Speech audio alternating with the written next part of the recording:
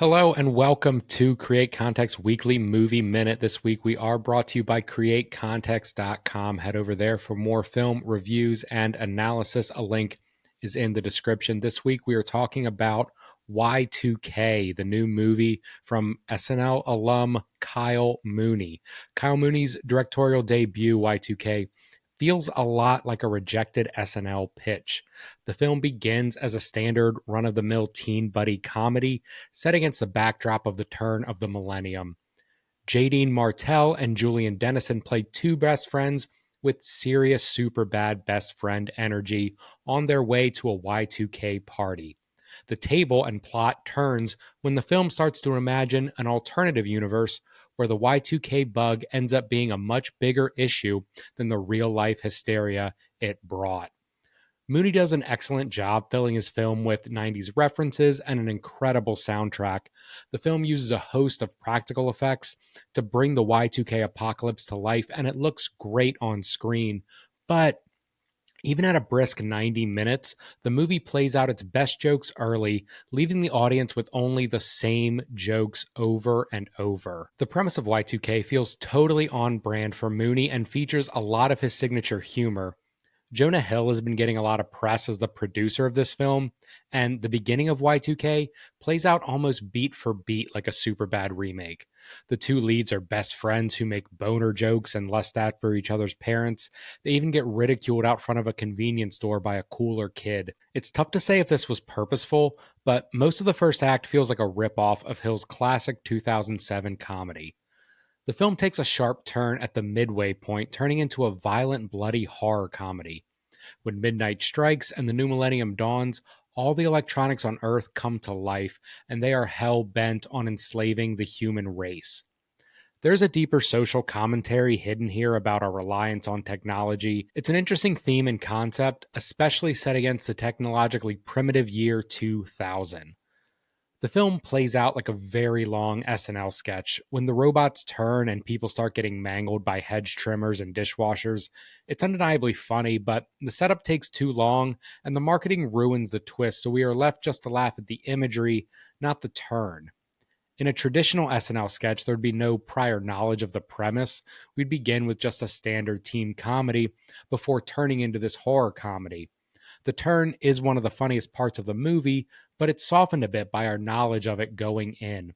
It would have been nice if the marketing could have saved these reveals for the film itself, but it's clear A24 is banking hard on Y2K and its subversive history premise. Once the plot starts in earnest, the film starts to lose its footing.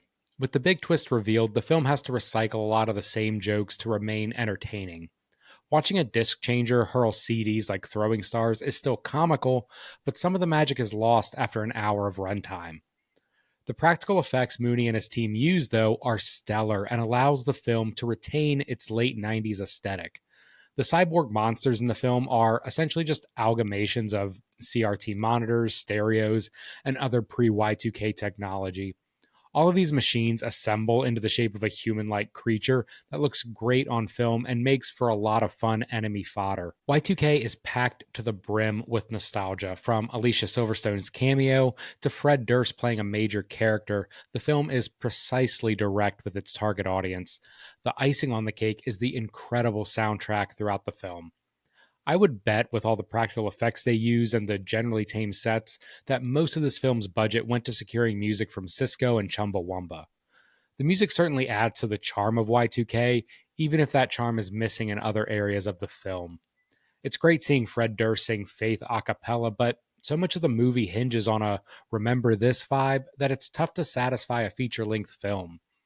The actors are doing their best with the script, but the film is closer to a trip down memory lane than a compelling narrative. Y2K is a fun, if not flawed, film. The premise and setting are great, but it's an idea more suited for an SNL sketch or even a comedy TV anthology episode. Stretching the narrative out to feature length forces the premise to reuse jokes and continually create higher and higher stakes. Watching household appliances murder teenagers can only sustain so much of a movie's runtime. Still, it's incredible to see studios like A24 taking a chance on such a wild idea. There are few studios who would distribute a film like this, let alone give it such a large marketing budget. Y2K is packed with so many jokes that the film may age better with time, but at the time of its release, it's only the second best A24 movie of the year to feature Fred Durst. Some recommendations if you like Y2K or want something like this film. First would be Superbad. Superbad is a hilarious comedy from 2007 starring Michael Cera and Jonah Hill that Y2K, especially in the first act, takes a lot of inspiration from. Superbad is a superb comedy and really felt like a turning point for comedy films at the time. Y2K has its funny moments, but none of them go as far as Superbad. And Superbad also has a ton of heart, and it's one of the best films about high school friendship that's really ever been made. Next would be I Saw the TV Glow, another A24 film that came out earlier this year.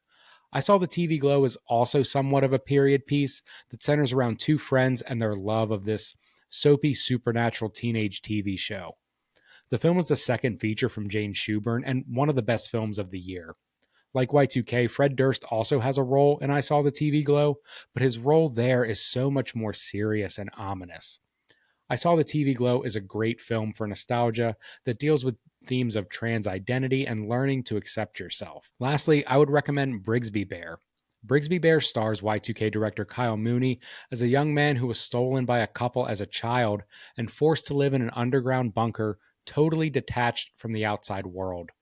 When Mooney's character is finally saved and learns the truth of his upbringing, he holds on to the only thing that brought him joy during his captivity, a fake TV show produced by his father named Brigsby Bear. Like Y2K, it's a high concept wild comedy, but unlike Y2K, Brigsby Bear is also filled with a lot of heart and sweetness and tenderness. The film is ultimately about finding joy in being different and learning to pursue the things you love, even if those around you don't quite understand it. Mooney created the story for Brigsby Bear and co-wrote the screenplay, and you can see a lot of his humor and passion in the script. It's a fantastic film and one that is often overlooked. Thank you so much for hanging out at the Weekly Movie Minute. Again, we are brought to you by CreateContext.com. A link is in the description.